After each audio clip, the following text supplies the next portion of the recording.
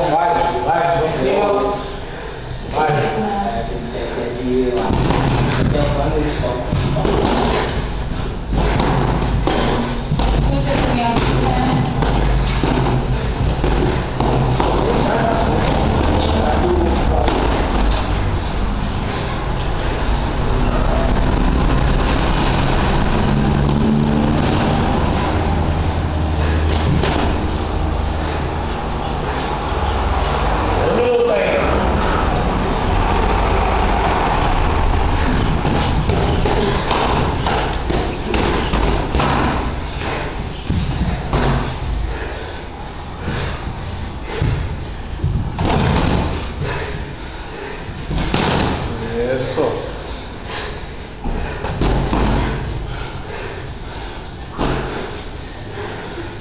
É muito mais fácil a gente bater na cara e botar pra derrubar pro chão do que a gente trabalhar com condicionamento de cintura, né?